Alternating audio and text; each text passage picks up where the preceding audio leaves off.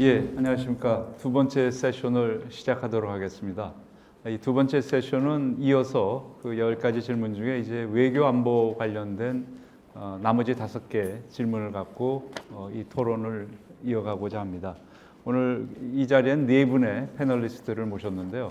우선 김영진 대사님, NSC의 차장을 하셨고요. EU 대사를 하셨습니다. 예, 그리고 모든 분이 잘 알고 계시는 우리 태영호 전 국회의원님, 네, 영국 공사를 하셨습니다. 대한민국 공사는 아니셨죠? 예, 그다음에 저 국립외교원의 우리 최우선 교수입니다. 아주 그 공세적 현실주의자, 리얼리스트입니다.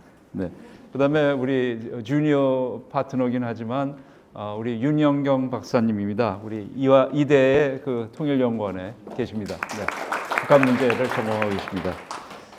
자, 오늘 뭐 대한민국의 가장 쟁쟁한 4분의 패널리스트를 모시고요. 토론을 이어가도록 하겠습니다.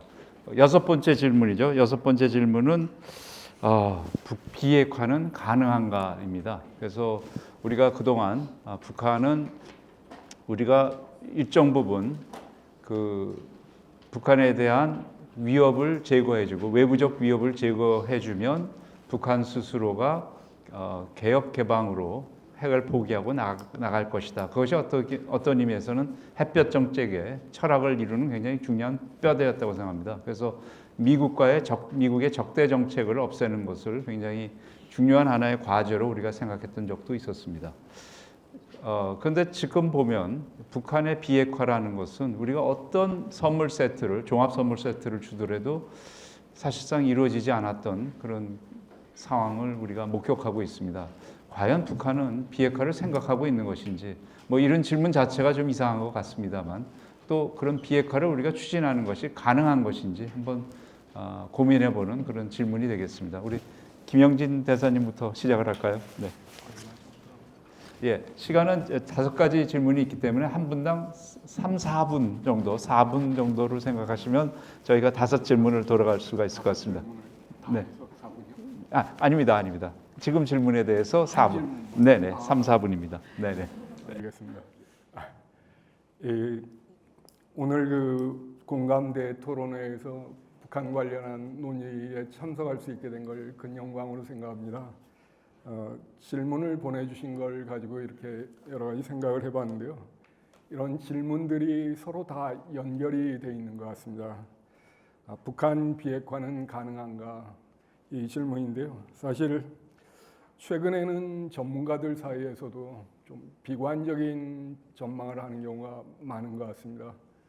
그간의 이제 비핵화 협상이 성공을 거두지 못했고 북한이 너무 완강하게 반응하기 때문이 아닌가 싶습니다.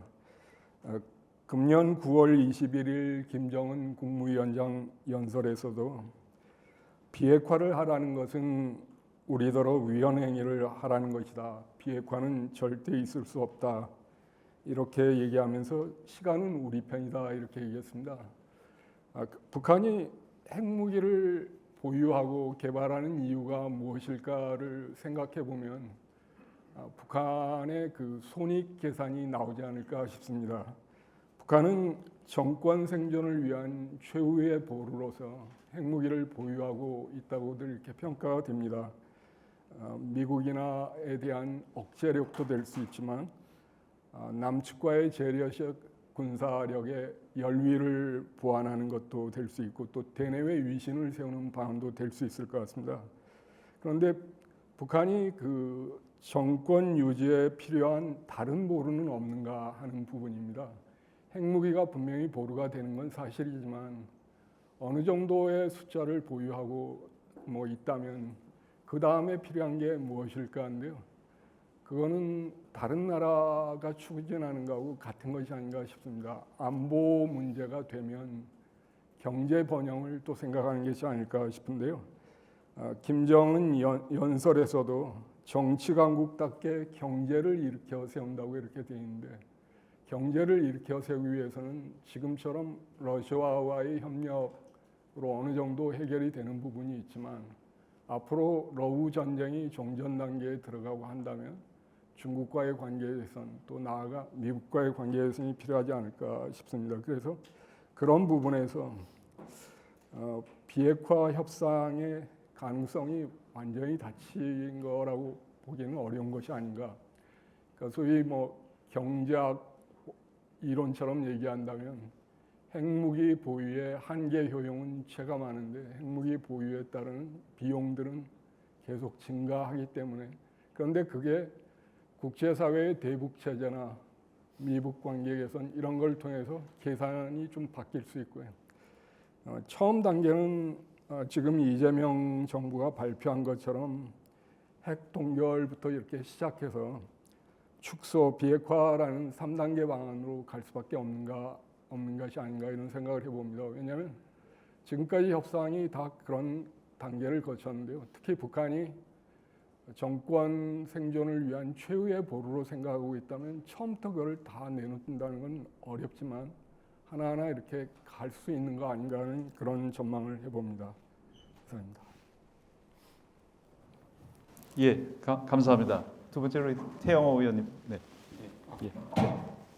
저는 일단 북한의 이제 비핵화는 불가능하다라고 이제 생각하면서 불가능한 이유는 최근 2019년 이후부터 지금까지의 북한의 지금 그 핵 개발의 이제 그 발전 방향을 보면 이게 북한이 어떻게 변하고 있는가라는 걸 알 수 있습니다. 그러면 항상 우리가 북한 핵 문제를 이야기할 때 개념부터 정리해야 되는데 두 가지 개념을 먼저 정립해야 된다 생각합니다. 하나는 미국이 이야기하는 북핵 위협 여기에 대해서 우리가 개념을 정리해야 되고 다른 하나는 북한이 얘기하는 핵 완성 이 두 가지 개념에 대해서 용어부터 정리하고 싶은데 일단 지금 이 현 시점에서 미국은 과연 북한을 핵 위협을 가진 이런 나라로 인정하고 있느냐 이 시점입니다. 이 문제인데 저는 아직까지도 미국이 북한 핵을 이렇게 자기에 대한 자기 안보와 안전에 대한 위협으로 저는 간주하지 않고 있다. 저는 이렇게 생각합니다.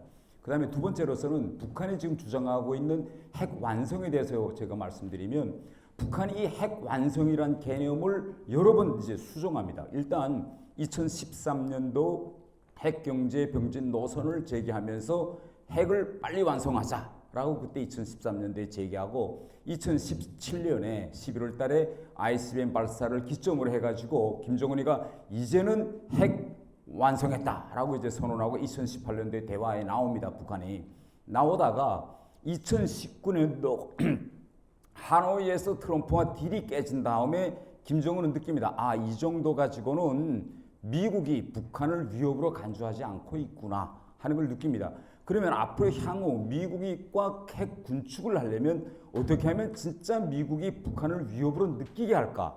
그 다음에 돌아가서 2019년도 이후부터 북한은 자기 핵 전략을 대폭 수정합니다. 실제 미국이 느끼게 하려면 뭘 해야 될까?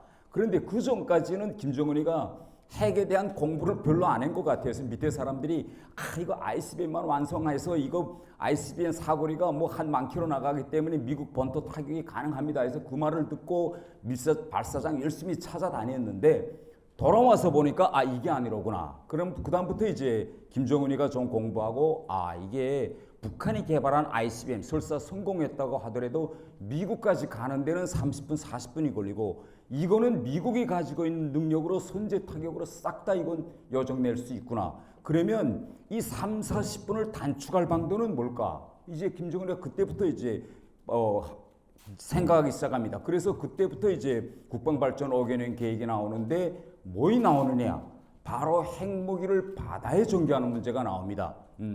그런데 이게 지금 북한이 이 핵무기를 바다까지 내려가는 이 바다까지 가자라고 하는 이 노상 과정을 보면 맨 처음에 ICBM을 만들었을 때 이거 어떻게 미국의 타격에 벗어나는 방향에서 선제 타격을 벗어나게 하겠냐 해서 텔에다가 옮겨 실어가지고 계속 여기서도 쏴보고 저기서도 쏴보고 하다가 위에서 위성으로 내려보고 있는 한 이게 결국 효과가 없다. 그래서 그 다음에 미사일을 기차에 올려놓습니다. 소련식으로 한번 이전 러시아에서 열차 발사대를 한번 해보자. 그러다가 이제 그것도 몇 번 해보다가 이것도 아니다. 그래서 결국은 최근 이제 바다로 가장 위험한 건 바다로 가고 그래서 최근에 이 김군호 함 같은 거 이제 만들어냈는데 무리하게 결국 미국에다가 위협을 느끼게 하자니까 진짜 발사관 10개를 장착한 그런 우리가 보건대는 좀 무리수를 두는 것 같은 그런 이제 느낌까지 드는데 이 과정을 놓고 보면 북한이 가고 있는 이 핵 개발의 역사와 미국이 가고 있는 역사, 러시아가 가고 있는 역사와 거의 같습니다. 미국도 핵을 물질을 만들고 이 핵무기를 비행기 올려놓고 비행기 올렸다 안 되니까 지상 사일로 갔다 지상 사일로도 안심하지 못하니까 바다로 갑니다. 러시아도 만들어가지고 사일로 가다가 사일로에서 열차에서 안 되니까 또 바다. 중국도 지금 바다로 가고. 그러니까 북한이 이 핵을 협상용으로만 쓰자면 그렇게 돈이 많이 드는 잠수함으로 갈 이유가 없어요. ICBM만 거저 계속 쏴가지고 미국에다가 쇼만 하면 되겠는데 이 정도 가지고는 미국과 군축회담이 안 된다. 그러니 진짜 바다에 가서 미국은 북한도 압니다. 미국이 진짜 북한과 딜을 할 때는 위협을 느꼈을 때 딜을 할 거다.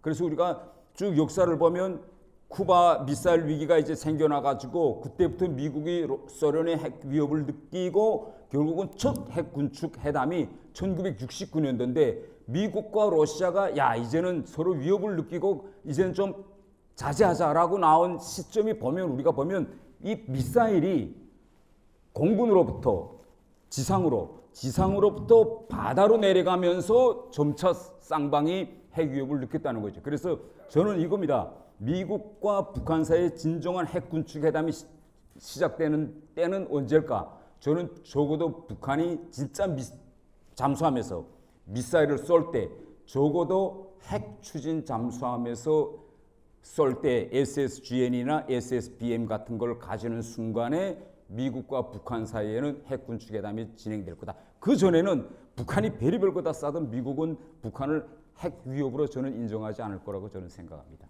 네. 예, 감사합니다. 이어서 그 두 번째 질문에 아마 미국과의 관계 개선을 원하느냐를 가지고 아마 이 문제를 다시 한번 짚어봐야 될 것 같습니다. 네, 최우성 교수님.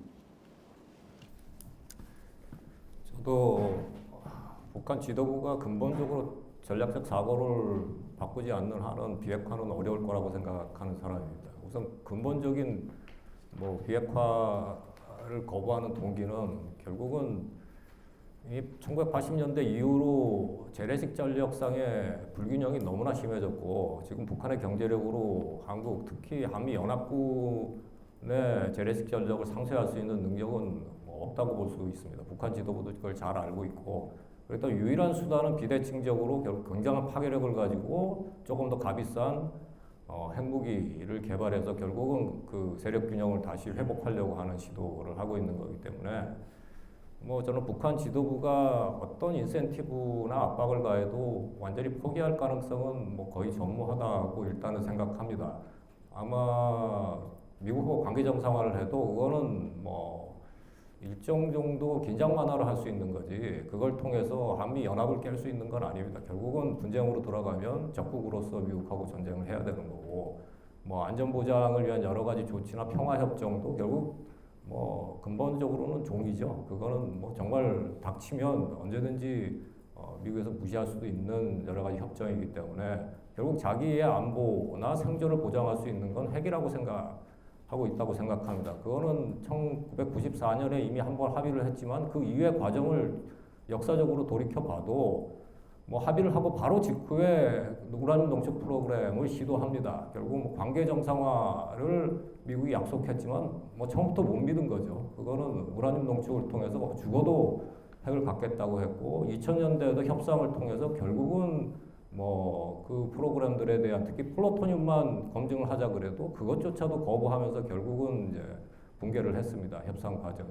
하노이에서도 제한적인 비핵화 이상을 나오겠다는 시그널은 전혀 보이지 않은 상황이기 때문에 제가 보기에는 우리가 생각하고 있는 전면적인 핵 프로그램의 폐기나 핵무기의 폐기까지 갈 수 있는 형태의 비핵화는 굉장히 어려울 거다 생각하는데 지금 단계에서 어쨌든 핵협상은 시작될 수도 있다고 생각합니다. 트럼프 대통령이 굉장히 개인적인 관심이 강하고 북한 지도부도 최소한 상황 관리를 위해서 아니면 미국이 정말로 핵군축 형태의 어떤 협상을 시도할 가능성이 있는지에 대해서 한번 한번 알아보고 싶은 저는 마음은 분명히 있을 거라고 생각하는데 그것도 미국 쪽에서 상당한 시그널을 보내야 아마 시작될 수 있을 거라고 생각합니다. 그럼에도 불구하고 저는 제 예상은 좀 쉽지 않을 거다.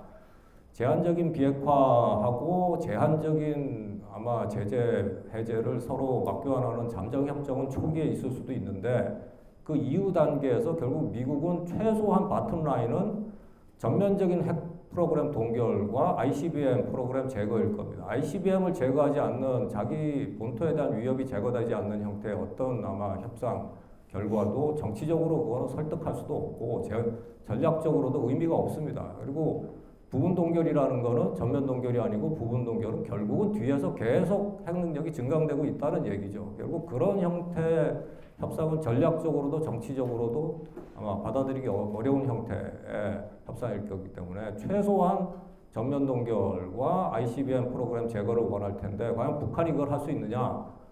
결국은 근본적인 동기도 강하지만 최근에 북한이 보이고 있는 핵 전략은 최소한 미국에 대해서는 이격 능력을 갖겠다는 거죠.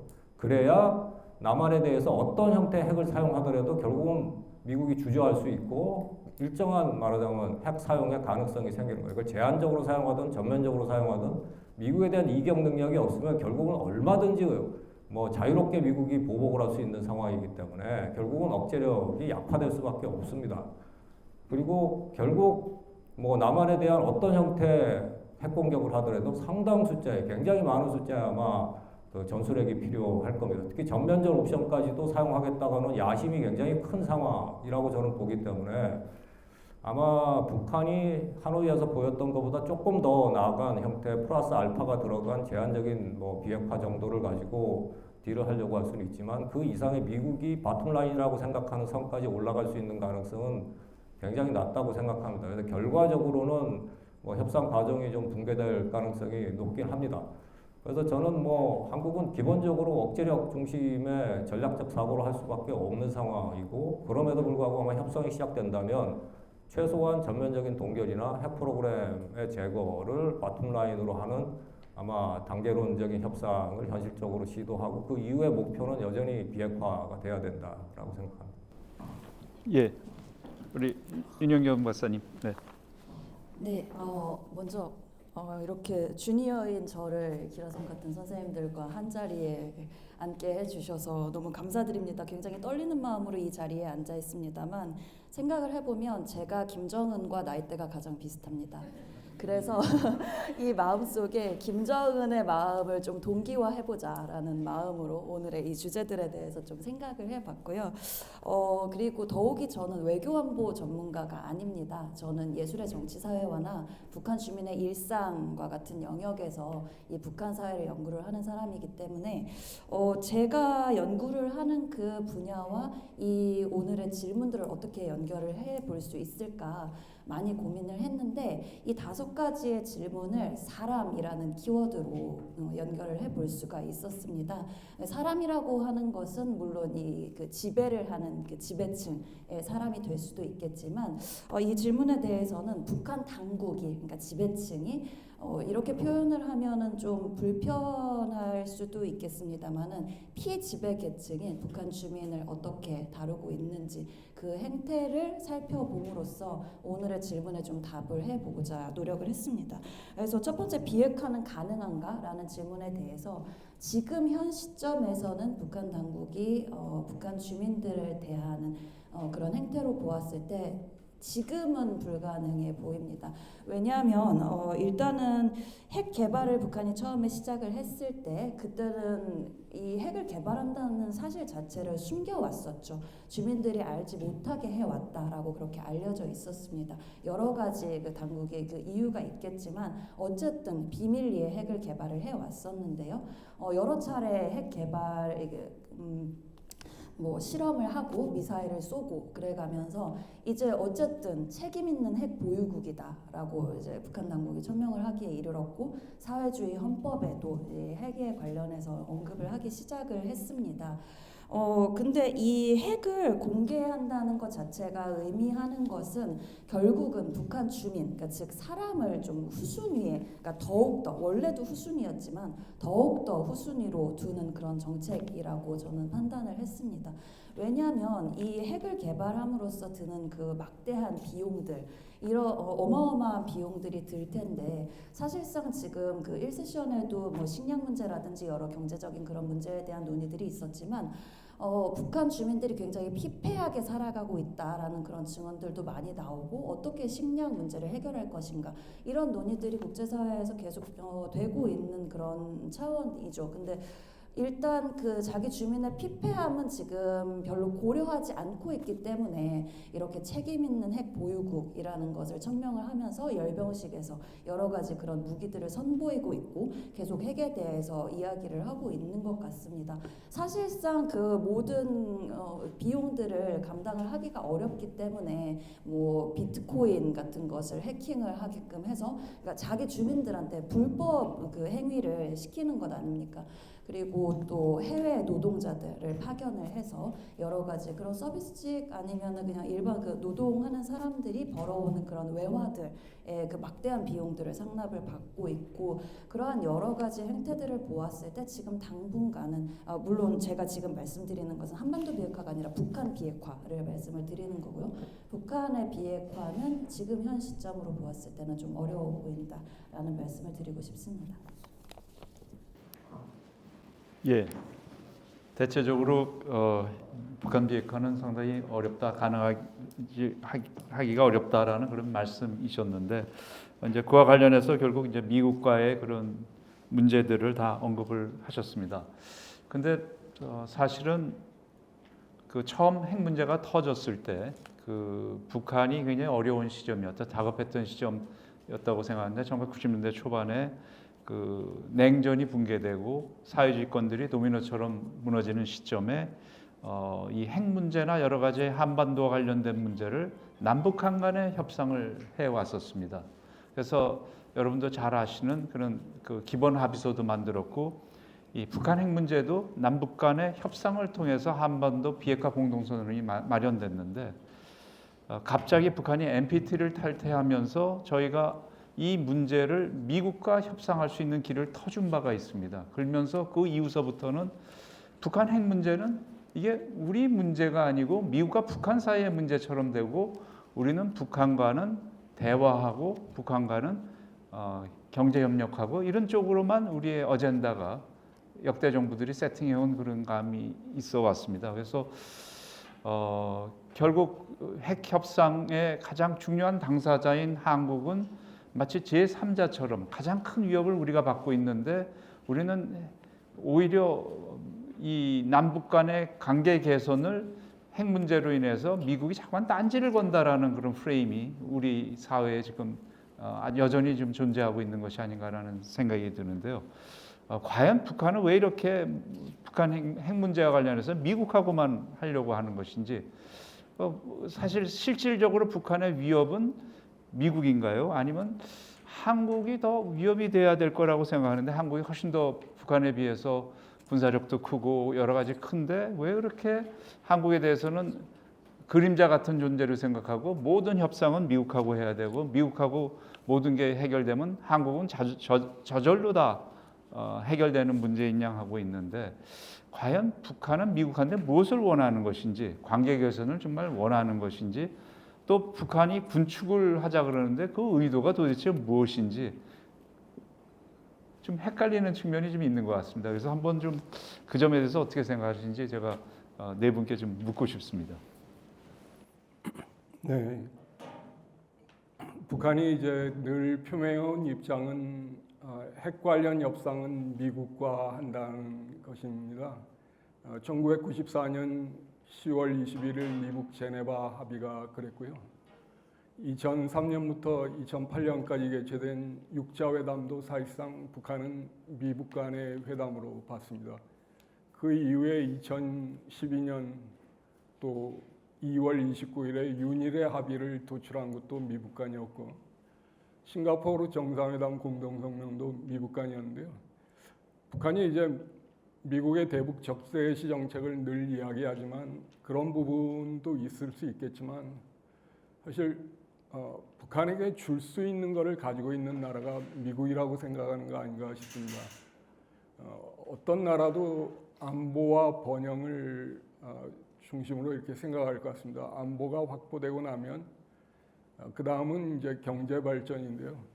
최근 김정은 국무위원장의 행보를 봐도 지방 경제 발전을 위한 그런 장소에 가는 경우가 많았습니다. 그리고 경제가 나아지고 있다는 걸 강조하는 부분이 많은데 추가로 경제가 더 발전하기 위해서는 대북 제재 해제 또 완화 같은 게 필요한데 그걸 해줄 수 있는 나라가 미국이라고 생각하지 않을까 싶습니다. 중국이나 러시아는 유엔 안보리에서 북한을 지지할 가능성이 많은데 다른 안보리 상임이사국인 영국이나 프랑스는 미국이 입장을 결정한다면 거기에 따라가기 때문에 북한의 입장에서 앞으로 더 경제를 개선하려면 필요한 그런 부분은 미국에서 줄 수 있다고 이렇게 생각할 가능성이 있다고 생각이 되고요. 북한도 이제 러시아하고 우크라이나 전쟁 상황을 볼 것 같습니다. 북한이 러시아에 뭐 파병을 하고 미사일을 제공을 하고 탄약을 제공해서 러시아가 실제로 우크라이나의 전황에서 변화를 가져왔습니다. 러시아로서는 많은 빚을 진 거고 북한의 뭐 외화를 비롯해서 많은 걸 지원한 것으로 생각이 됩니다. 근데 다만 이 전쟁이 이제 지금 종전 협상이 기복은 있지만 이렇게 협상에 들어서면은 그 다음 단계를 또 대비해야 될 것 같습니다. 북한이 현실적인 나라이기 때문에 과연 이제 정전 협상이 타결되고 난 다음에 그러면 북한이 러시아에 제공할 것들이 이제 줄어들게 되고 러시아가 또 반대급으로 줄 것이 줄어든다면 그런 관점에서 중국과의 관계 개선을 조금 시도한 것이 아닌가. 9월 3일 중국의 전승절 80주년 행사에 참석해서 중국과의 관계에서는 어느 정도 도모한 것도 그런 측면이 있지 않을까 싶고요. 그런데 북한은 그 어느 나라도 신뢰하지 않기 때문에 중국과의 관계 개선을 또 이루어가면 미국과의 관계 개선을 통해서 전체를 이렇게 균형을 잡으려 할 가능성이 있다고 생각이 되고요. 많은 전문가들이 이야기하는 것처럼 내년 4월 트럼프 대통령이 중국을 방문하는 계기에 미국 정상회담 가능성을 이렇게 조금 열어놓고 볼 필요가 있을 것 같습니다. 빅터 차 CSIS 코리아 체어도 1분기에 미국 정상회담이 개최될 가능성을 60% 정도 이렇게 본다고 했는데 그런 것들이 많은 전문가들이 보는 거기 때문에요. 북한의 입장에서는 트럼프 대통령이 정교하게 협상을 하지 않는다고 생각하기 때문에 오히려 미국 정상회담을 원할 수도 있고 그렇게 되면 그 다른 대화가 열릴 가능성도 있는데 그런 부분에서 내년 4월 전후를 이렇게 지켜볼 필요가 있다고 생각이 됩니다. 미국이 북한이 미국과의 관계 개선을 바라느냐 바라지 않느냐 이 문제에 대한 논의 같은데 북한은 당연히 목구멍까지 올라왔습니다. 빨리 미국하고 관계를 풀어야 되겠다. 단 조건이 있습니다. 핵 보유국 지위를 인정받는 조건에서 그러면 왜 남한하고 안 하고 미국에 저렇게 목을 매느냐? 바로 금융 때문에 그럽니다. 금융 제재 뭐 여러 가지 제재도 많겠지만 어느 정도 지금 금융 제재가 심각한가면 제가 2013년도에 런던에 나가서 이제 외교관 생활을 하는데 제일 시초에는 저희 대사관 계좌가 어디에 있었는가 하면 HBS 은행에 있었습니다. 그러다가 그 은행에서부터 좀 나가달라 그래서 영국은행 찾아다녀 보니까 그때는 뭐 2017년 그때 유엔 결의 나오기도 전인데 영국은행은 일단 안 받습니다. 그래서 본국에 이야기하니까 평양에서 뭐라고 하는가 하면 인디아하고 사업했으니까 인디아은행을 찾아가라 이렇게 그래서 런던에 있는 인디아은행 지사를 찾아갔습니다. 그러니까 거기서 받아주더라고. 그래서 거기다 넣고 북한에서부터 이제 경영 유지 예산을 받았는데 이제 한 2015년 16년 되니까 인디아가 또 요구합니다. 이거 제발 죄송한데 좀 나가달라. 이거 미국이 이거 그냥 요구하는데, 그래서 또 지시가 옵니다. 이제는 북한이 파키스탄하고 합의했으니까 런던 주재 파키스탄 은행에 찾아가라. 그래서 파키스탄 은행에 가서 계좌를 열어달라니까 파키스탄이 열어줘요. 그래서 거기다 또 이제 그 돈을 였습니다. 근데 우리 대사관뿐만 연 게 아니라 북한이 중개 보험하는 북한의 그 모든 보험, 해외에 있는 보험 자산 예산이 그렇게 옮기고 가다니까 마지막에는 파키스탄 은행에 갔어요. 근데 파키스탄 은행에서 또 하다가 또 파키스탄에서 연락이 옵니다. 아이고 죄송스러운데 이거 좀 나가달라고. 그래서 결국은 계좌가 없습니다. 없어서 지금 어떻게 하는가 하면, 이거 뭐 다 공개된 비밀인데, 외교 행랑으로 비행기 타고 돈을 가져옵니다. 그러면 영국 당국이 다 알아요. 이거 외교 행랑으로 돈이 얼마 들어오는구나 하는 거. 그러나 대사관을 유지하니까 영국도 눈을 감습니다. 그러면 미국이 딱 하나만 풀어놨습니다. 어디에만 딱 풀어놨냐? 뉴욕에 있는 북한 대사관 하나 풀었습니다. 왜? 유엔에서 너무 요구하니까 유엔에 있는 외교 대표부에 제재 가하는 건 이건 아니다. 유엔의 정상적인 운영에서 풀어라. 그래서 오직 해외에 북한 대사관이 운영 가능한 계좌는 뉴욕에 있는 대사관 하나입니다. 그러면 이게 역효과로 어떻게 되는가 하면, 평양에 외국 대사관들이 있어요. 평양에 있는 외국 대사관들이 지난 시기에는 평양 무역은행에다가 본부에서 돈을 쏴주면 그 돈을 받아가지고 경영을 했는데, 이제는 미국이 이거 딱 잘랐습니다. 못 보낸다. 그러니까 평양에 있는 외국 대사관도 베이징에 가서 외교 행랑에다가 돈을 다 가져옵니다. 그러니까 이게 북한으로서는, 여러분 기억나시겠지만은 육자회담할 때 BDA 딱 한번 짜놓으니까 그때 북한이 아예 뒤집어졌거든요. 그게 제재의 첫 신호였습니다. 그때는 북한이 전혀 준비되지 않았습니다. 이렇게 제재를 가하면 금융 제재가 이렇게 심각하는구나. 근데 이제는 다 북한도 이제는 면역이 생기고 적응이 생겼기 때문에, 그래서 지금 북한이 미국하고 달라붙는 이유는, 자, 파키스탄처럼 파키스탄도 맨 처음에 미국이 금융 제재를 가하겠다고 하다가 결국은 반테러전 때문에 다 풀어주고 이제는 노멀 국가가 됐는데, 북한도 어떻게 하나 미국과 핵 군축을 해가지고 금융 제재를 풀어서 북한과 해외와 돈의 흐름, 이 피해 흐름을 원활하게 하자. 이게 첫째 목적입니다. 예, 감사합니다.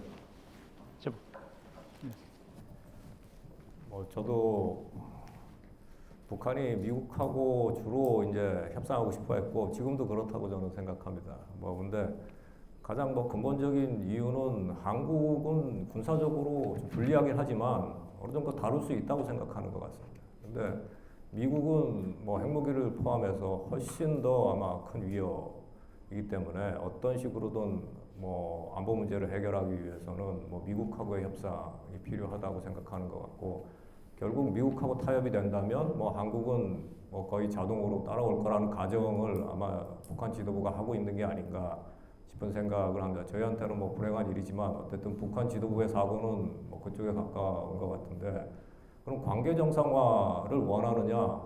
저도 태영호 공사님 말씀하신 것처럼 원한다고 생각합니다.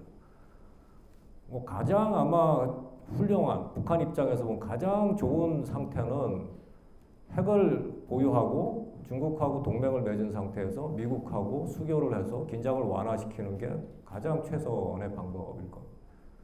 근데 핵을 포기하겠다는 건 아니에요. 전제는 말씀하신 것처럼 핵을 보유한 상태여야 되고, 또 목표는 아마 긴장 완화 정도를 생각하고 있을 거라고 생각합니다. 90년대 가장 아마 관계 정상화에 관심이 많았던 시기였던 것 같은데, 그 시기의 역사를 봐도 분명히 1994년에 합의를 하고 바로 말하자면 우라늄 농축 프로그램을 진행시키죠. 그 얘기는 국교 정상화는 사실은 굉장히 낮은, 그보다 훨씬 낮은 세컨더리 골이었다고 보입니다. 그리고 페리 프로세스가 진행되는 과정에서도 결국은 우라늄 농축 프로그램을 계속 추진을 합니다. 결국은 그걸 포기할 생각은 전혀 없었지만, 그럼에도 불구하고 그런 속임수를 쓰면서도 미국하고의 관계는 어떻게 해서든지 한번 풀어보고자 하는 그런 동기는 상당히 강했다고 저는 생각을 합니다.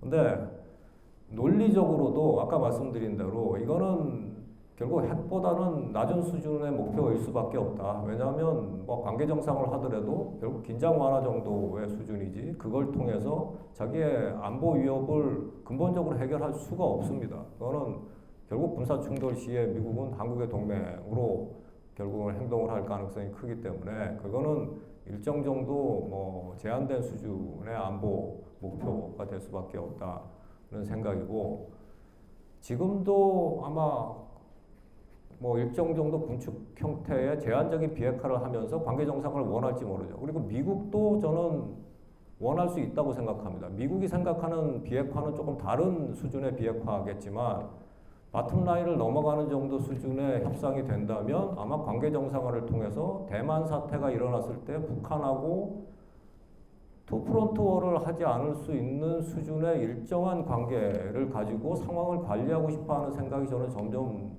강해진다고 생각하고 뭐 어떤 경우에는 정말 하드 리얼리스트들처럼 뭐 비핵화가 안 되더라도 관계 정상화를 통해서 그런 외교적인 어떤 수단을 갖고 싶어하는 사람들도 분명히 있겠지만 그건 아마 정치적으로 불가능하겠죠. 그럼에도 불구하고 아마 저는 미국이 할 수 있다면 관계 정상화가 꼭 나쁘다고 생각하지는 않을 것 같다라는 생각을 합니다.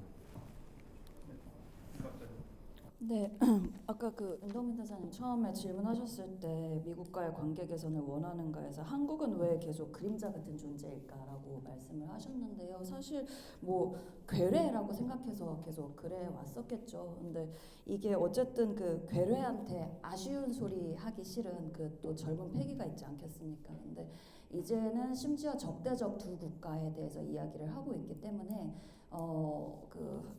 미국의 식민지에서 해방시켜야 할 존재라고 하는 그 소위 남조선 인민에 대해서도 신경을 쓸 필요가 없어졌기 때문에 더욱더 이제 한국과는 협상하지 않을 거다라고 저는 그렇게 판단을 합니다.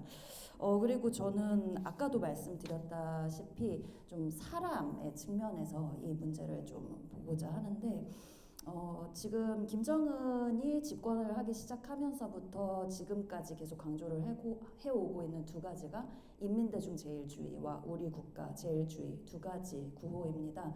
그런데 여기는 좀 어폐가 있죠. 둘 다 제일주의입니다. 그러니까 인민과 국가를 한 선상에서 놓고 보기에는 사실상 여러 가지의 모순이 발생을 하게 되죠. 근데 지금 김정은이 나아가고자 하는 그런 방향, 그러니까 여러 가지 정책들을 펼치는 모습들을 보았을 때는 우리 국가 제일주의로 점점 더 수렴해 가고 있는 모습이 보입니다. 그런데 그 우리 국가 제일주의로 가기 위해서는 어떤 그 인민의 희생을 상당 부분 감내할 수밖에 없는 그런 구조들로 이게 나아가게 되는데요. 아까 언급을 했었던 그런 해외 노동자 파견이라든지 뭐 비트코인 해킹 같은 그런 여러 가지 주민들을 착취해 나가는 그런 그 행위들이 이 주민들 사이에서도 사실상 그 불만들이 쌓일 거잖아요. 그러니까 이 북한 주민들이 사실 뭐 선호위장 그 현상이라고 생각을 하는데 자신의 마음속에 있는 것들을 당국에 직접적으로 표출을 할 수 없을 뿐이지 사실상 마음에 그 불만들은 다 쌓이고 있을 거다라고 저는 분명히 생각을 합니다. 그렇기 때문에 그런 불만들이 쌓여서 언젠가 표출이 되고 그 정권에 좀 위협이 되는 것을 방지를 하기 위해서 이 우리 국가 제일주의로는 계속 나가야 하는데 그 인민들의 불만을 어떻게 잠재울까 그리고 인민대중 제일주의라는 슬로건도 어떻게 같이 두 마리 토끼를 잡아야 할까라는 그런 그 정권의 전략 차원에서도 미국과의 관계 개선이 필요하겠다라고 그렇게 김정은이 판단할 것 같습니다. 그리고 미국과의 관계 개선이 필요할 것이다라고 판단하는 이유는 아까 태영호 공사님께서도 말씀하셨다시피 그 경제 제재의 완화를 통해서 좀 이제 경제적인 숨통을 트여서 이 인민들을 그 착취하는 그 행위들을 조금이라도 조금 완화시키는 데 목적이 있지 않을까라는 생각이 있습니다. 예, 네, 감사합니다. 이번 내년 봄경에 또 한 번의 그 정상회담을 목격하게 될까봐 그럴 수도 있다라는 그런 생각 들으신 것 같습니다. 여하튼 무엇이 일어나든 우리 한반도에 좀 좋은 영향을 미쳤으면 하는 그런 생각입니다. 비핵화 문제도 좀 해결됐으면 좋겠는데 미국을 위한 비핵화 문제가 아니라 우리 대한민국을 위협하는 국민을 위협하는 핵 문제가 잘 해결될 수 있는 하나의 토대가 마련되기를 좀 기대해 봅니다.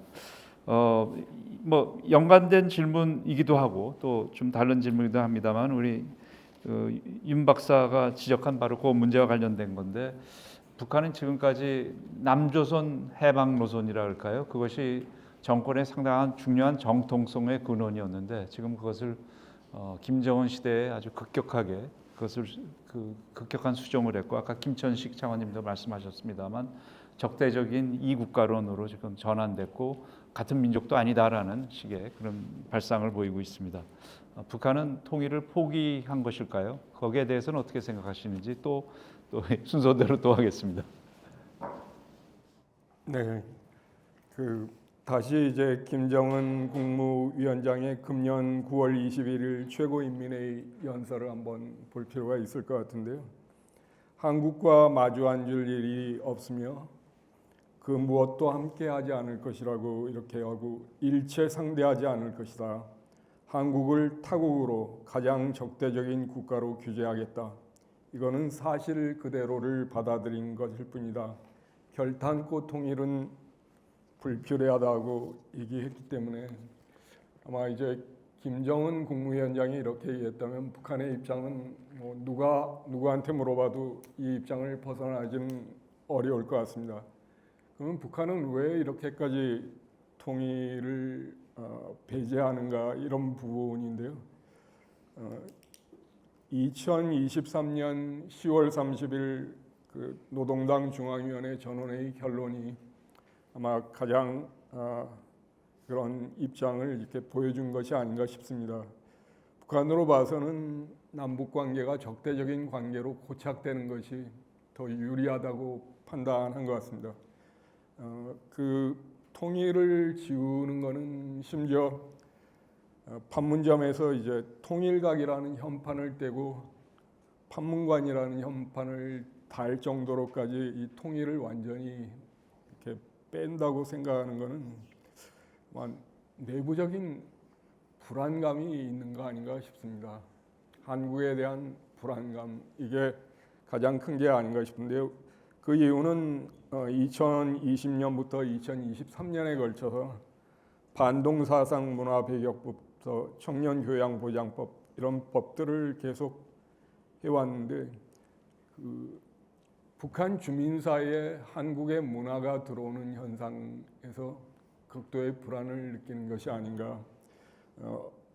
금년 6월 달에 이제 BBC에서 보도한 거를 보면 그런 사항들을 조금 더 알 수 있는 것 같습니다.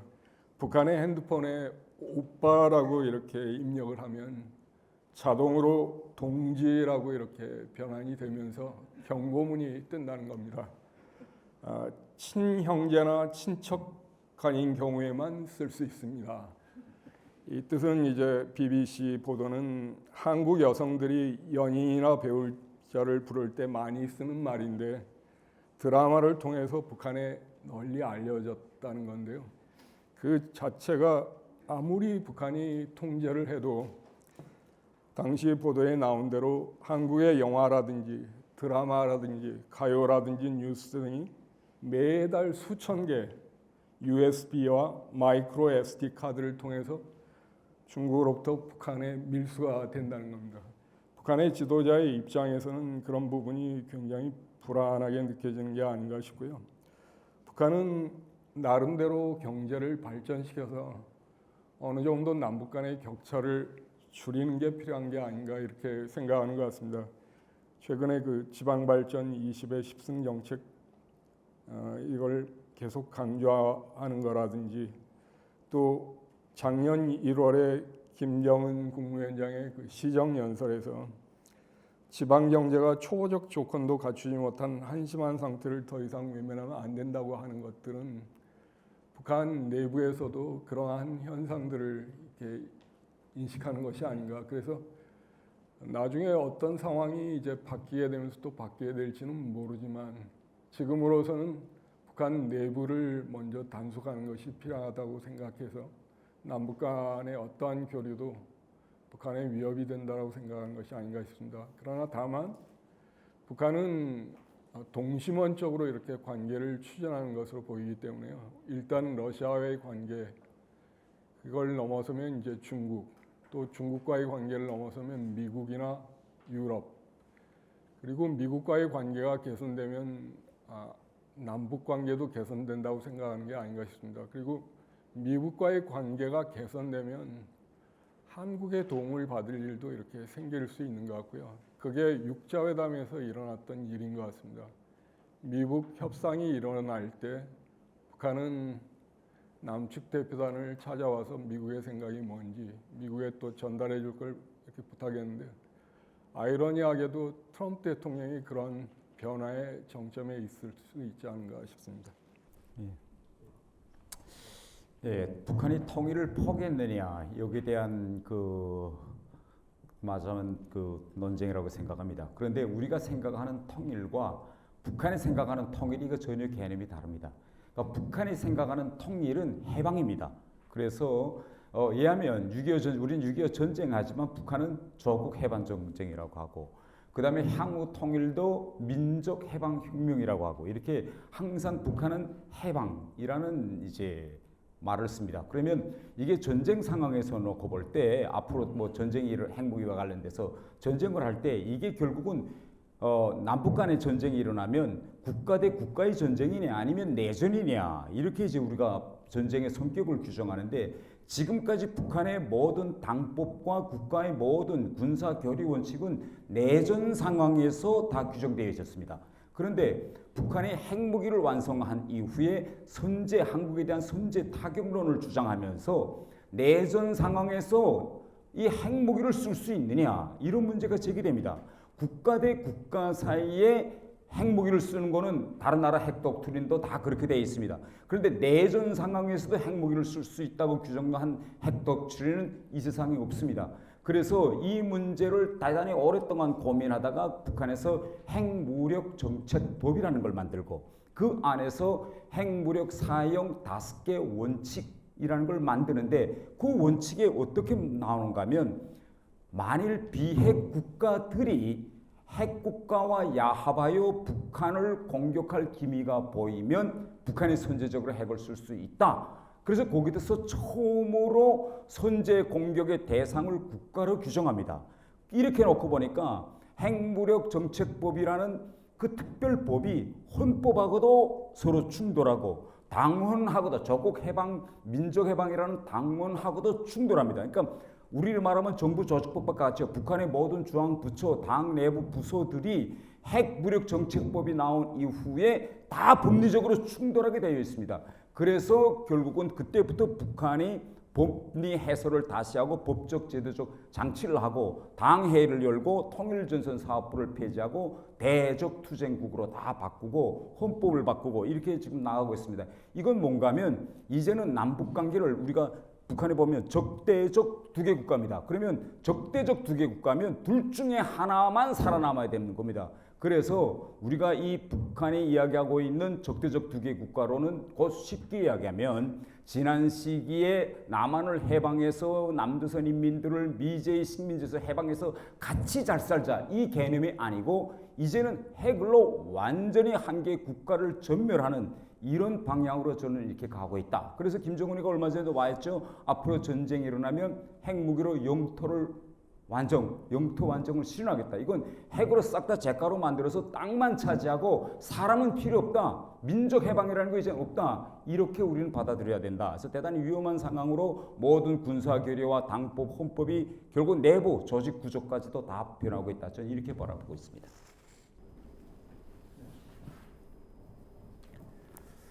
아마 북한 지도부가 아마 전쟁이라는 상황에 직면하게 되면 지금 태 공사님께서 말씀하신 것처럼 아마 전쟁을 통해서 통일까지 하는 그런 걸 머릿속에 그리고 있겠죠. 근데 적대적 두 국가론이라는 걸 이제 들고 나오면서 뭔가 변화를 시키려고 하는 상황에서 정책적인 목표는 저는 조금 더 수세적인 목표에 가깝다고 생각을 합니다. 그러니까 우선 제일 첫 번째 목표는 분단을 영구화하려고 하는 목표가 있다고 생각합니다. 저는 북한 지도부가 꼭 김정은 이전 시기에도 이미 워낙 현격하게 불리한 위치에 있고 통일이 된다면 결국 흡수 통일 형태의 남한에 의해서 통합되는 통일이 될 가능성이 훨씬 더 가능성이 높기 때문에 저는 피하려고 해왔다고 생각합니다. 굉장히 민족주의적인 수사를 사용하면서 정치적으로도 동원을 하고 대외적으로도 뭐 굉장히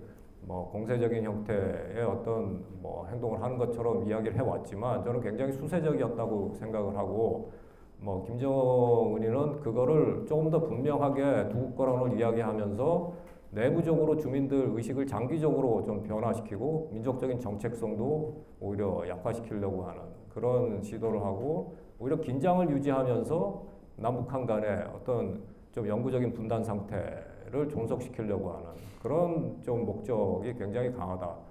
그리고 지금 태공사님 말씀하신 것처럼 아마 두 번째 목적은 우리는 같은 민족이 아니고 내가 핵을 사용할 수도 있다라는 걸 확실하게 시그널링해서 자기가 핵 사용의 의지를 보이면서 억제력을 강화하려고 하는 목적도 분명하게 한 두 번째 정도 목표로 가지고 있는 정책적인 슬로건이라고 생각을 합니다.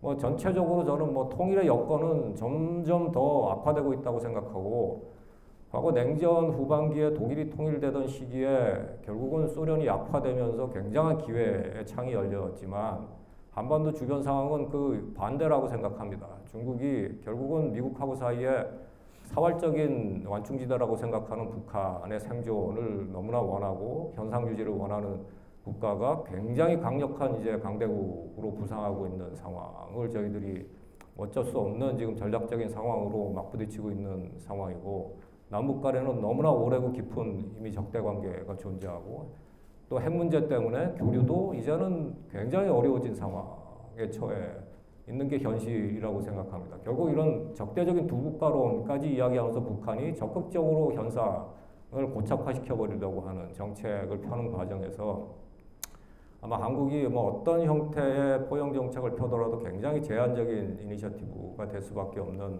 이제 상황으로 빠져들어가고 있다는 생각입니다. 그럼에도 불구하고 뭐 에피소드로 뭐 한 7, 8년 전에 뭐 제 스승이 뭐 존 묘이샤이머라는 사람인데 이 사람이 와서 세미나를 하면서 한국의 통일은 불가능하다라고 단언을 하더라고. 이유는 아주 구조주의적인 해석이죠.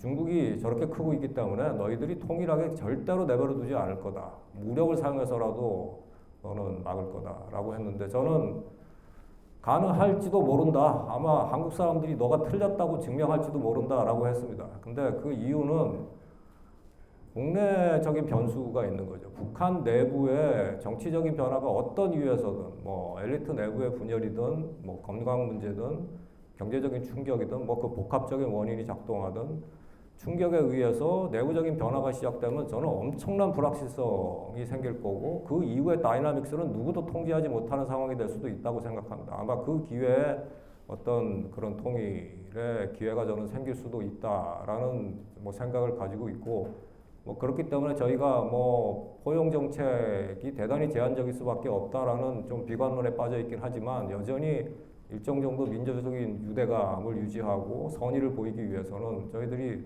뭐 그런 노력도 뭐 미국하고는 다르게 일정 정도 저희가 유지하면서 사실은 이런 전반적인 남북 관계를 유지하기 위한 노력을 계속 시도해야 될 필요성은 뭐 있다라는 생각을 합니다.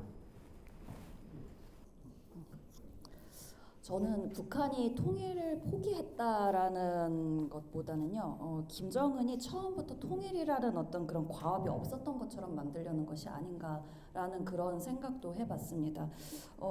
이 통일이라고 하는 것이 북한에서 아까 태용 공사님도 말씀하셨지만 우리가 이야기하는 그 통일과 굉장히 의미가 많이 다르죠. 그러니까 남조선 인민들을 해방하고 남한에서 그 미군을 몰아내고 뭐 이런 것들인데 사실상 그런 모든 문제들이 다 지금까지는 주체혁명 위협이라는 그런 그 굉장히 거대한 담론 안에서 반드시 지켜져야만 할 이게 성취해야만 할 그런 그 위협으로 여겨져 왔었죠. 그리고 그 김일성과 김정일의 그 유훈이라고 해서 지켜져야 할 그런 과업 중에 하나였었는데 이제는 뭐 적대적 두 국가론 이야기도 하고 있고 심지어 이전에 그 북한에서 나오는 통일 노래들 같은 거를 보면요 가사가 이 통일을 이루어서 수령님께 기쁨을 드리자. 그리고 이 통일을 미뤄가면서 이제 수령님께 심려를 끼치지 말자. 이렇게 굉장히 그 최고 지도자의 어떤 그 정서적인 그런 부분까지도 드러내면서 주민들을 독려하는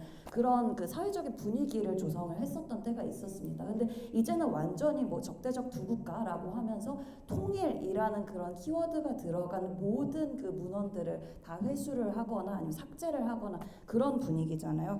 그렇기 때문에 이게 처음부터 아예 통일이라는 것 자체가 없었던 것처럼 그렇게 만들려는 것이 아닌가. 그렇지 않고서야 그 자기 아버지 김정일이 만든 뭐 조국통일 해방 3대 헌장 탑이라든지 이런 것들을 너절한 시설이라고 해가면서 그런 표현을 사용을 해가면서 뭐 부시지는 않았을 것 같거든요. 그래서 이런 그런 김정은의 노선을 제가 인도적인 그 차원에서 어떤 정책을 펼치는지에 대해서 좀 살펴봤습니다. 그랬더니 이제 뭐 이산가족 문제라든지 표류자, 뭐 억류자 이런 등등의 5가지를 살펴봤더니 일단 이산가족 같은 경우에는 올해 2월부터 금강산에 있는 이산가족 면회소를 철거를 하기 시작을 했고요. 그래서 지금까지도 해체 작업을 하고 있는 것으로 그렇게 알려져 있습니다. 그리고 올해 10월에는 그 북한 주민들한테 이산가족, 그러니까 남한에 있는 가족들의 뭐 사진이라든지 뭐 교환했었던 서신 이런 문건들을 모두 태워버려라, 그러니까 소각하라, 11월까지 기한을 주겠다라는 뭐 그런 기사가 나온 적도 있고요. 그러니까 완전히 이제 그 이산 가족, 남한에 있는 이산 가족들도 적대 분자로 그렇게 이제 등록을 할 예정이다라는 그런 기사를 봤습니다.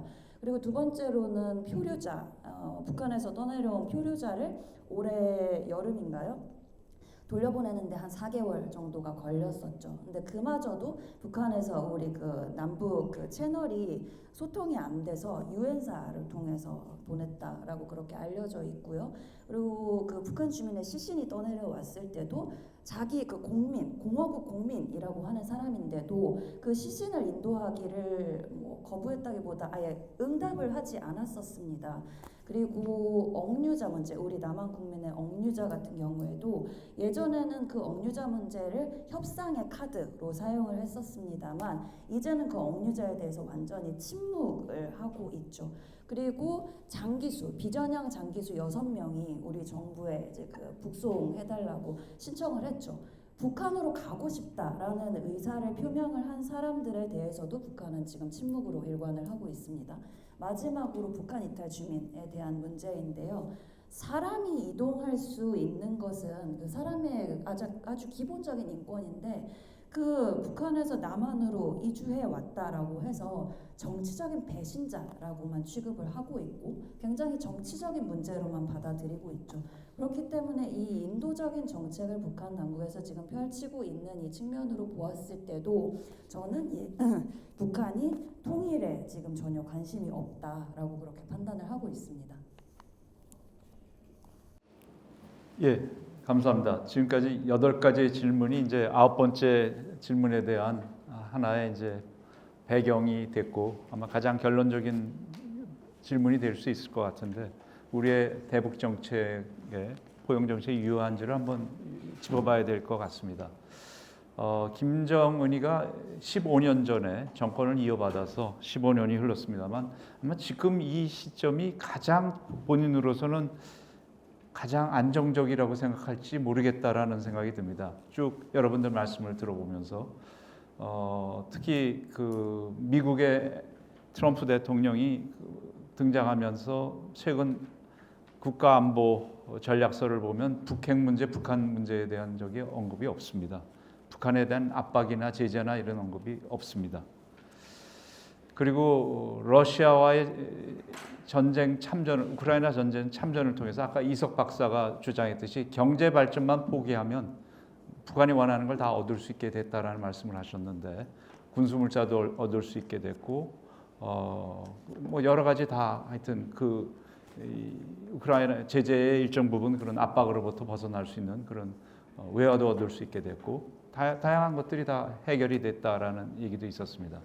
근데 러시아의 우크라이나 전쟁을 통해서 김정은이 얻은 가장 큰 수확은 참전을 통해서 지금까지는 북한군에 대해서 별로 신뢰를 못했을 겁니다. 정말 수령을 위해서 충성을 다하는 부대인지 우리도 우크라이나에 북한군이 참전한다 그러니까 저 90군데가 영양실조에 있고 다 저럴 부대가 과연 가서 다 망명해 오지 않을까 그렇게 생각을 했는데 의외로 전쟁을 통해서 많은 희생자가 냈지만 부상당한 몇 명 외에는 포로가 된 사람이 거의 없습니다. 스스로 자폭할지언정 끝까지 돌격하고 끝까지 싸우는 그런 부대의 모습을 보였습니다. 그래서 그 우크라이나 정보 당국에 의하면 북한군을 이 규율이 굉장히 세고 훈련도 굉장히 잘 돼 있고 아주 광신적인 전투 집단이라고 그렇게 평가를 했습니다. 결국 수령을 위해서 결사옹위하는 죽음으로서 옹위하는 북한군의 존재를 김정은이가 알게 됐다라는 아마 그것이 가장 큰 위안이 됐는지도 모르겠습니다. 그렇기 때문에 전반적으로 봤을 때 아까 한국이 과연 북한을 움직일 수 있는 레버리지가 있느냐, 우리가 경제 레버리지를 갖고 북한을 번영시켜 줄 수 있다. 이것이 굉장히 중요한 지금까지 우리가 생각이었는데 포용 정책의 하나의 중요한 단서였는데 과연 앞으로 우리가 대북 정책을 어떻게 운영해 나가야 될지 아니면 그냥 그 북한이 원하는 대로 적대적이지 않은 그냥 두 국가로서 이렇게 공존해 나가는 정책으로 우리가 방향을 잡아야 되는지 한번 좀 고민해야 될 시점이 아닌가라는 생각을 갖습니다. 그래서 우리 네 분 선생님께 한번 질문을 해보도록 하겠습니다.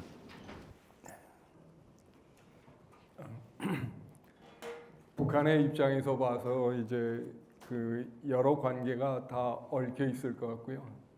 그 남북 관계는 미북 관계하고 많이 관련이 있을 것 같습니다. 아까 말씀드린 것처럼 그래서 그 만약에 미국과의 관계 개선을 북한이 추진한다면 남북 관계에서도 변화가 있지 않을까라고 이렇게 보이고요.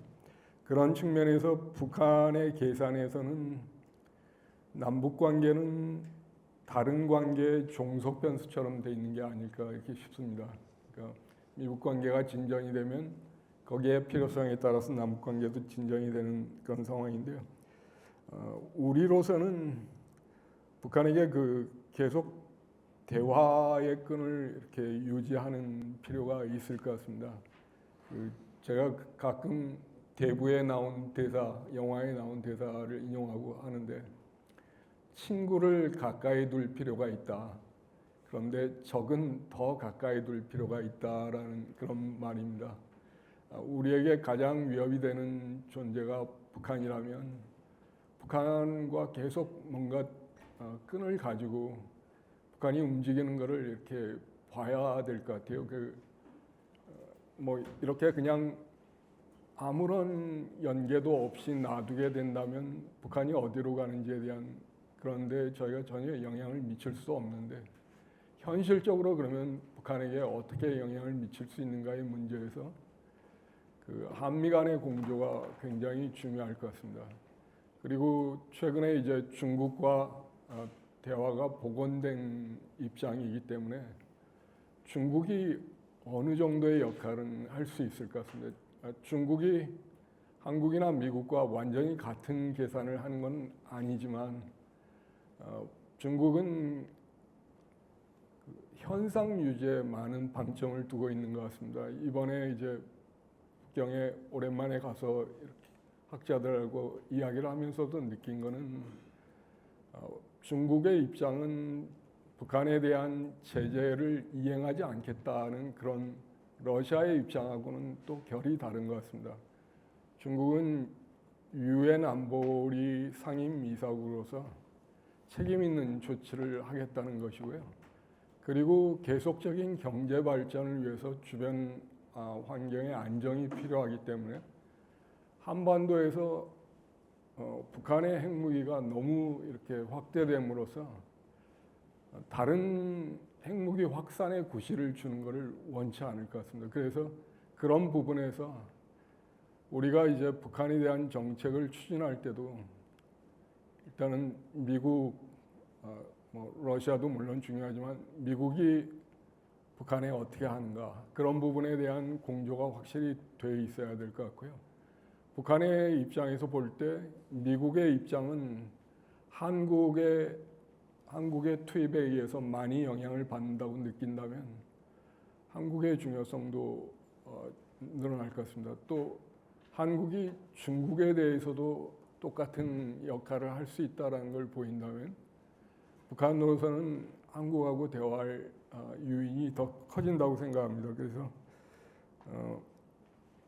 이거를 전혀 방치하기보다는 뭔가의 이런 접점을 찾아가는 노력을 끊임없이 해야 되는데 지금까지 북한은 일관되게 그걸 부정해 온 것 같습니다. 이재명 정부가 출범한 다음에 확성기 방송을 중단한 데 대해서 북한이 소음 방송을 중단했지만 김여정 부부장 담화를 통해서 철거한 적이 없다, 또 철거할 의향도 없다라고 이렇게 한 거는 행동으로 뭘 보이더라도 그것이 남북관계 개선을 위한 북한의 의사가 있다라고 이렇게 보이는 거는 그대로 싫어할 것 같고요.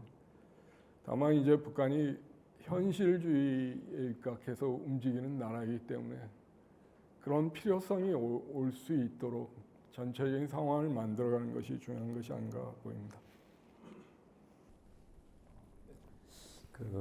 향후 남북 관계 전망에 관한 문제인데 이번에 우크라이나 전쟁을 통해서 북한은 이런 문제를 협상할 때 판돈을 어떻게 키우겠느냐는 중요한 걸 이제 저는 학습 효과를 얻었다고 생각합니다. 그러면 향후 이제 남북 대화에 나오든지 뭐 정상회담을 할 때 그러면 뭘 얻을 수 있을까? 실리를 아마 계산할 겁니다. 주파 하나를 튀기겠는데 그러면 현 정부에서 또 아니면 그 다음 정부에서라도 지난 시기 김대중 노무현 정권 때처럼 뭐 금강산 관광이라든지 아니면 개성공단이라든지 이 상황으로 다시 돌아가기는 힘들 겁니다. 비핵화에 미국이 허용하지 않는 한. 그 외에 그러면 우리가 그렇다고 해서 이제는 이 밝은 세상에 현금을 가져다 줄 수도 없고 그렇기 때문에 북한은 이거 구체적으로 따져놓고 보고 이거 한국에서는 별로 크게 얻을 게 없다는 그런 결론을 얻을 거라고 저는 생각합니다. 두 번째 문제로서는 향후 이 남북관계 문제에서 한미 간에 어떤 조율을 하겠냐 이게 대단히 중요한데 가장 중요한 거는 저는 진짜 미국이 북한의 핵 위협을 인정했을 때 정말 이제는 미국이 북한과 핵 군축 회담이라도 해서 그 무엇인가 해야 되겠다 이런 생각이 들 때 우리가 어떻게 미국을 결국은 조율해서 북한이 그런 전략적인 그런 수에 미국이 빠져들지 않겠는지 이걸 저는 잘 생각하게 된다 이렇게 생각하고 향후 앞으로 이제 북한은 이 미국과의 관계 그 다음에 남한과의 관계에서도 당면에서는 별로 큰 실력이 없다고 생각하지 않을까 저는 이렇게 이제 생각하면서 이 이재명 정부 기간에 그러면 북한이 남북 대화로 나올까 저는 여기에 대해서는 대단히 아직도 회의적인 이런 생각을 가지고 있습니다.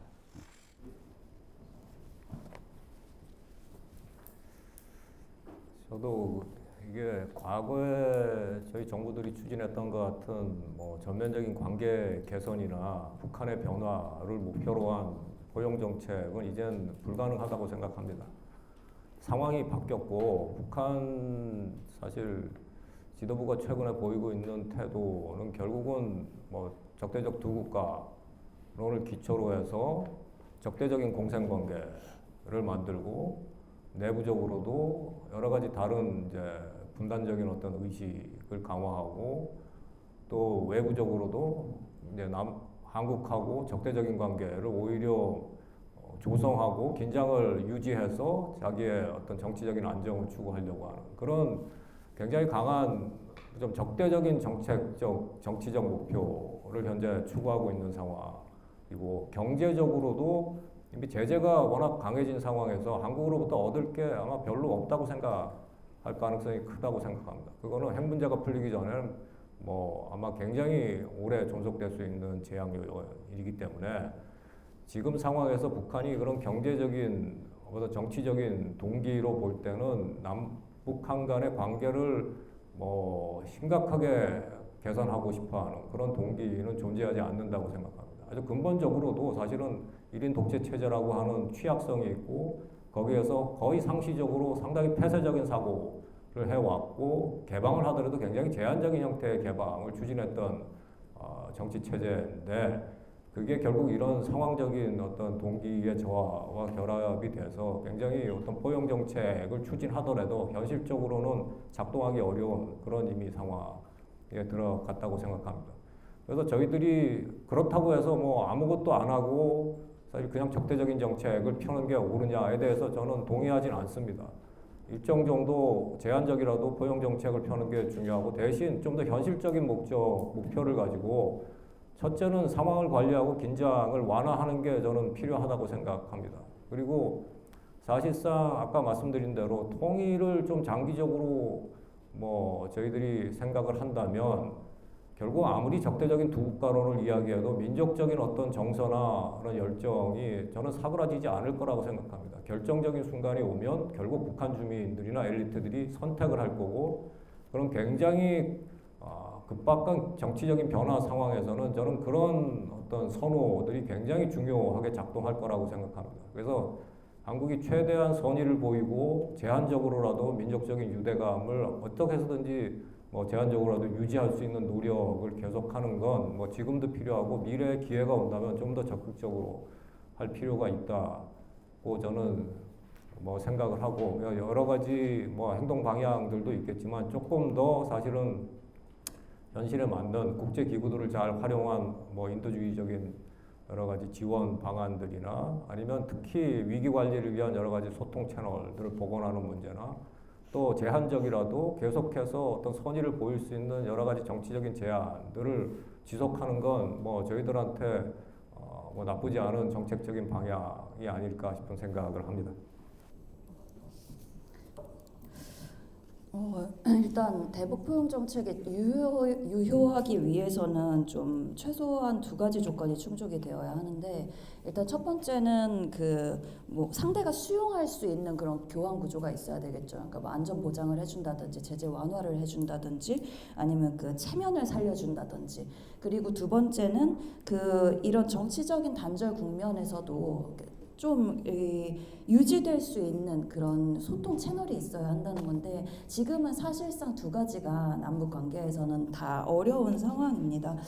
그렇기 때문에 그냥 좀 생각을 해보면 북한을 변화시키는 포용 정책이 지금 상태로서 괜찮은 것인가, 그러니까 유효한 것인가 라고 생각해봤을 때 별로 그렇게 유효해 보이지는 않는데 그럼에도 불구하고 포용이 완전히 무의미하다라고 이렇게 단정 짓는 거는 또 위험한 일이라고 생각을 합니다. 왜냐하면 어쨌든 우리는 그 통일이라는 목표를 가지고 있고 아직 통일부가 존재를 또 하고 있고 그렇기 때문에 그리고 아직까지 우리가 이 가족, 민족이라는 것으로 묶여 있고 그런 여러 가지 상황들이 있기 때문에 우리는 계속 통일을 이야기를 해야 하는데 그렇게 되면은 어떤 뭐 경제적인 유인이라든지 이게 북한이 좋아할 만한 유인들만 생각을 해서는 안 되지 않을까. 그러니까 포용 정책이라는 것을 펼치기는 하되 그 포용 정책을 전개하는 과정 안에서 분명히 불편한 말들을 반드시 해야만 할 필요가 있다라고 생각을 합니다. 그 불편한 말이라는 것이 어떤 그 인도적인 차원의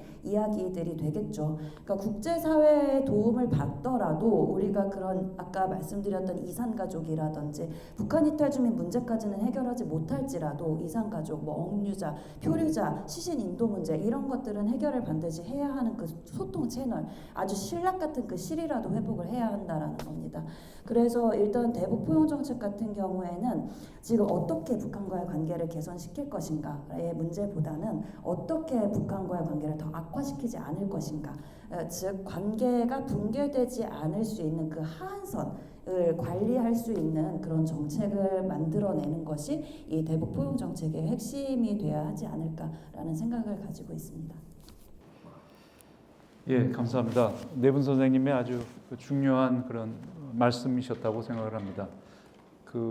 사실 우리 젊은 세대 아니면 뭐 기성 세대도 그렇습니다만 통일에 대한 관심이 점점 좀 옅어지고 있는 것이 사실인 것 같습니다. 그러나 어떻게 보면 민족으로서의 같은 유대감이라는 것은 아무리 그것이 변화한다 하더라도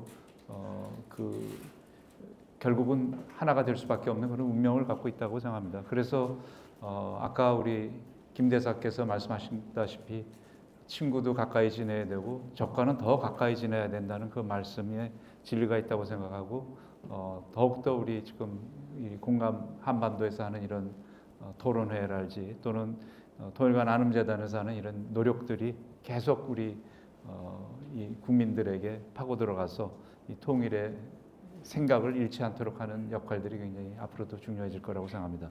이제 마지막 질문입니다만 사실은 이것은 조금 번외 질문이었던 것 같습니다. 대만 사태와 한반도 사태가 과연 관계가 있는지에 관해서 뭐 한 10분 정도 간단하게 말씀해 주시고요. 그 다음에 플로어에 오픈해서 여러분의 또 고견과 또 질문을 받도록 하겠습니다. 네. 예. 사실 그 작년까지 일본에서 1년간 공부를 했습니다.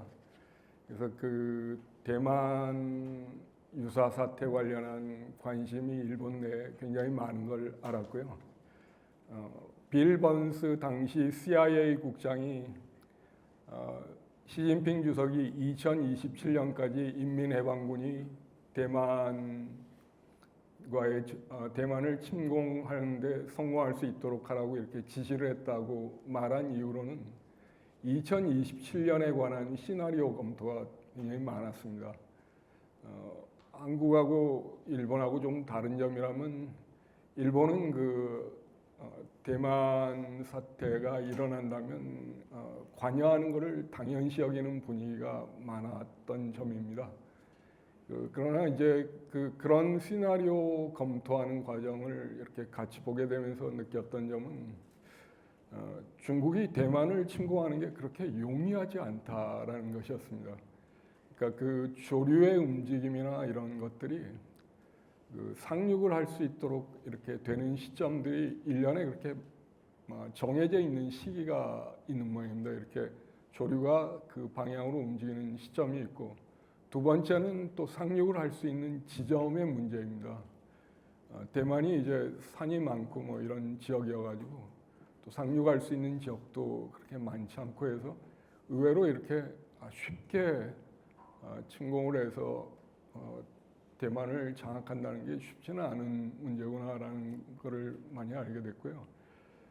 그리고 이게 단기간에 뭐 타이페이까지 점령을 한다든지 하는 게 쉽지 않다라는 것들이 아마 공통된 의견이었던 것 같습니다. 그래서 이게 장기화되는 경우에 그러면 이제 미군의 개입이 어느 정도 될 것이냐 이런 부분인데, 바이든 전 대통령은 미군이 개입할 가능성을 보다 직접적으로 얘기한 경우가 많았던 것 같습니다. 나토 조약에 5조가 적용될 수 있다라는 말도 했었고요. 그래서 미국의 언론에서 미국이 그 창조적 모호성을 버렸다까지 이렇게 얘기가 나왔는데, 트럼프 대통령은 그 부분에 대해서 다시 모호성을 유지하는 것 같습니다. 다만 중국의 입장에서 볼 때는 미국의 개입을 상정하지 않고 이렇게 하기는 어려울 것 같고요. 그 이유가 피트 헤그세스 국방장관이 샹그릴라 다이얼로그 연설 등을 통해서 트럼프 대통령이 재임하는 동안에는 중국이 대만을 침공할 일이 없을 것이다라고 하는 배경인 것 같습니다.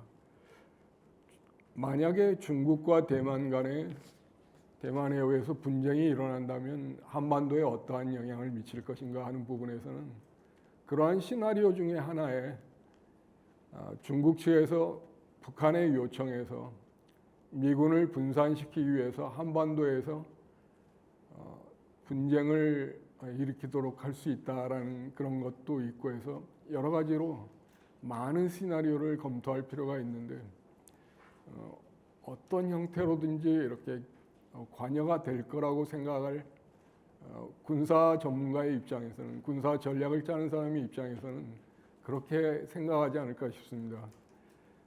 일본 주일 미군이 개입되는 것은 거의 상수로 생각하는 것 같고요. 다만 주한 미군이나 한국이 개입하는 부분에 대해서는 아직 불투명한 부분이 있지만, 그거를 실제로 전략을 짜는 중국의 입장이나 이런 데서 볼 때는 그런 가능성까지를 다 놓고서 봐야 되는 것이 아닐까 이렇게 생각이 됐습니다. 저는 이번 우크라이나 전쟁에 북한군이 감으로써 결국은 한반도 전역과 대만 전역은 이제 하나의 전역으로 저는 봐야 된다 이렇게 저는 생각합니다. 이번에 우크라이나에 이제 북한군이 가면서 전 세계가 이제 대단히 특이한 점을 하나 발견했습니다. 이하면 지금 러시아 같은 데서는 지금 러시아 사람들한테다 우크라이나 전쟁을 지지하는가 물어보면 다 반대합니다. 그런데 푸틴이 지지율은 또 상당히 높습니다. 그 이유는 러시아 사람들 자체가 우크라이나와 싸우는 걸 자기 전쟁으로 생각 안 하고 거기에 가서 싸우고 있는 러시아 군인들은 쟤들은 다 돈 때문에 갔다. 돈이 필요한 사람만 거기 가서 싸우니 나하고는 무관한 전쟁이다. 이렇게 러시아 사람들은 다 생각합니다. 그런데 푸틴이 자기 영토에 들어온 우크라이나 군대를 쿠르스크에서 러시아 군대가 내밀질 못합니다. 몰아못내요. 그래서 김정은한테 갔는데 그 몰아못낸 가장 큰 이유는 북한 군사 내부 문건을 보니까 러시아 군인들 한데다가 우크라이나 군의 거점을 향해서 공격하라고 하니까 이 친구들이 공격을 안 합니다. 왜? 그 공격하다 죽으면 뭐 요거 거비만 넘기면 또 살아남으면 돈이 나오고 월급이 나오고 월급 나오면 자기 아내한테 보내고 가족한테 보내는데 왜 생죽음 당하겠습니까? 그러니까 군사 작전이 제대로 안 되는 겁니다. 그래서 푸틴이 결국은 김정은한테 가서 북한군을 가져다가 결국 밀어냈거든요. 이번에 지뢰 해제도 러시아 사람들 보고 러시아군 공격 보고 지뢰 해제하려 들어가는데 뻔하지 않습니까? 화면 보면 다 기계가 하는 것 같지만 나무 밑에 그 기계 들어도 못 가는 걸 어떻게 합니까? 그건 사람이 들어가서 목숨 걸고 하는 수밖에 없는데 결국은 그걸 러시아 공병 가서 하라고 하면 다 돈 받고 간 사람들은 안 합니다, 그거. 그러니까 북한군한테 요구해서 1000명이 가서 지금 9명이 벌써 죽었다는데 지금. 그러니까 이걸 통해서 북한은 뭘 배웠는가 하면 이제는 아마 북한도 이제는 알았을 겁니다. 전 세계적으로 러시아 말고 또 필요한 데 없을까? 이하면 지금 미국이 베네수엘라를 치겠다고 하는데 저는 이렇게 만약 북한군이 베네수엘라에 갈 수만 있다면 베네수엘라 보고 돈 얼마 낼래? 그럼 우리 갈게 아마 이렇게 할 겁니다. 또 이란하고 또 옆에 나고 누가 이라크하고 붙었다. 그러면 이란에서 돈만 준다면 북한군 갈 겁니다. 아프리카에서 어떤 정권이 지금 군사정변이 일어나거나 그 내란 세력에 의해서 지금 위태롭다. 뭐 수단이 뭐 이런 데서 그러면 돈만 준다면 북한군이 가서 바로 밀어낼 겁니다. 그래서 저는 이런 점들을 그러면 시진핑이가 이걸 어떻게 판단하겠느냐. 결국은 시진핑은 앞으로 대만에서 군사행동을 하는 경우 중국군에 쏠리는 이 압력을 어떻게 분산시킬 것인가. 이 분산시키는 외부의 힘을 이용할 건 저는 김정은밖에 없다. 이렇게 저는 생각하기 때문에 이 푸틴을 보고 시진핑도 이제는 그쪽으로 저는 잔머리를 굴릴 거다. 이렇게 저는 생각하기 때문에 이미 한반도와 대만은 하나의 전역으로 저는 묶였다. 이렇게 저는 판단합니다.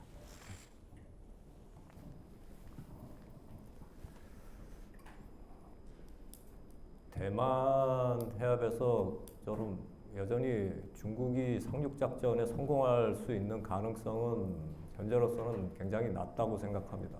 전반적인 군사력 균형 자체가 아직은 뭐 그런 정말로 가장 힘든 군사작전이 상륙작전인데 그걸 대규모로 할 수 있는 단계까지 중국이 가 있다고 생각은 안 하고 또 약자이기 때문에 미국하고도 최대한 안정적인 관계를 유지하려고 하는 게 중국의 여전히 기본적인 전략이기 때문에 아마 그런 모험을 할 가능성은 좀 낮다고 생각하지만 조금 장기적으로 미래를 생각하면 저는 충분히 가능성이 있는 사태라고 생각합니다. 그랬을 때 한반도하고 대만이 서로 엮일 거냐? 저는 엮일 수 있다고 생각합니다. 보통 이야기하는 거는 이제 중국이 시선을 끌기 위해서 북한으로 하여금 다른 이제 도발을 하게 하고 미국으로 하여금 여러 가지 자원이나 에너지를 그쪽으로 분산시키려고 하는 시도를 할 수 있다고 하지만 저는 그 상황에서는 북한이 자기 이익에 따라 행동할 거라고 생각합니다. 아마 중국이 시킨다고 해서 정말로 큰 위험을 무릅쓰면서 아주 도발적인 군사 행동을 하지는 않겠지만 뭐 일정 정도 제한적인 뭐 위험 부담이 좀 적은 형태의 도발을 통해서 아마 호응을 할 수는 있겠지만 뭐 심각한 도전은 아닐 거다.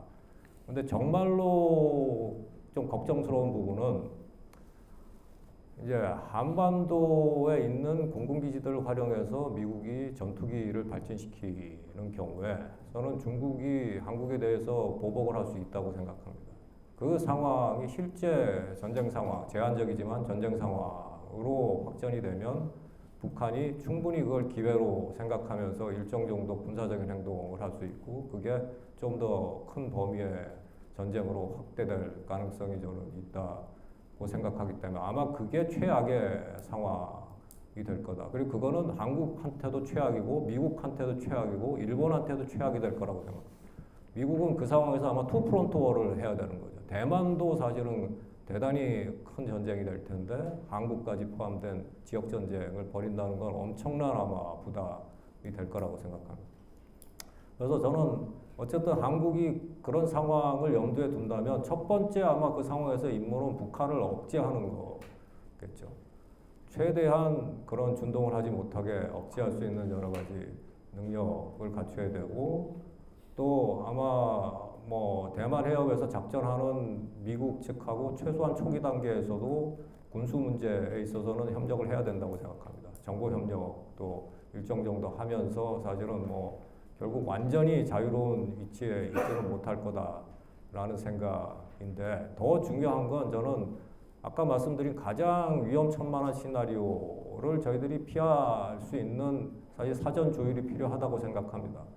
결국 한반도에 있는 미국의 전투기들의 상당 부분이 아마 대만 해협으로 차출될 가능성이 큰데 아마 대만 해협에서 사태가 벌어진다면 최소한 저희들이 한 달 이상 전에 알 수 있습니다. 빌드업을 해야 되고 여러 가지 이제 움직임들을 보면서 위성으로 파악을 할 수 있기 때문에 제 생각에는 좀 사전에 미국하고 조율을 해서 그 필요한 전력들, 특히 공군 전력들을 일본 쪽으로 미리 이동을 시켜놓고 그 전력을 우회해서 사용하는 방법을 저는 사전에 조율을 해야 된다고 생각합니다.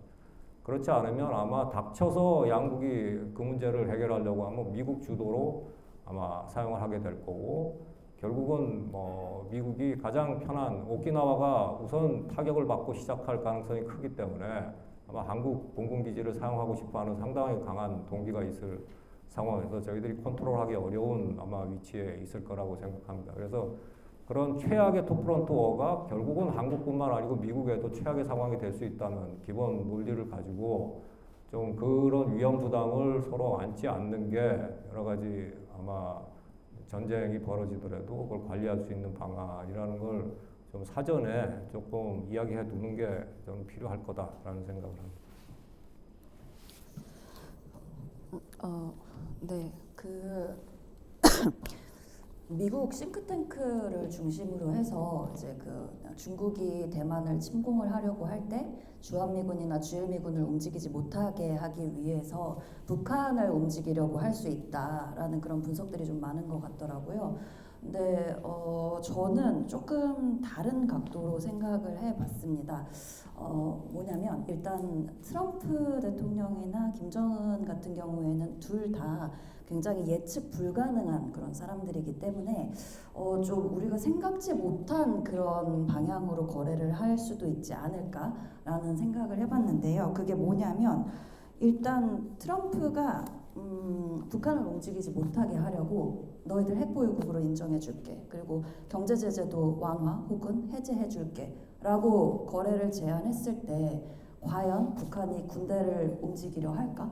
지금 현재 뭐 북중러 삼각동맹이 공고화되어 있고 그리고 어쨌든 북한이 러시아와 중국과 지금 계속 밀착되어 가고 있는 그런 모습들을 보이고 있기 때문에 그 측면에서만 생각을 해본다면 미국과 거래를 할 이유는 별로 없어 보이지만 사실상 북한에서 지금 제일 필요로 하는 거는 경제 제재 해제인 것 같거든요. 근데 미국이 만약에 힘을 써주겠다라고 한다면 미국이 지금 사실상 트럼프 이기 들어서 우리는 이제 더 이상 세계 경찰 역할을 하고 싶지 않다라고 계속 천명을 하고 있는 상황이지 않습니까? 그렇기 때문에 그런 말도 안 되는 상상이지만 그런 말도 안 되는 일이 벌어질 수도 있지 않을까.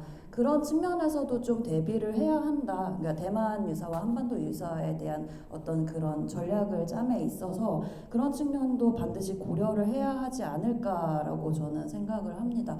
그래서 그 차원에서라도 한미동맹을 좀 더 강화하는 방향으로 우리 대한민국이 정책을 전개를 해야 하는데 사실 지금 그 자주국방이라든지 이런 부분을 계속 강조를 하고 있기 때문에 오히려 더 미국의 입장에서는 대한민국보다는 북한이 조금 더 그 입맛을 다실 만한 상대가 되지 않을까 좀 그런 우려도 가지고 있습니다.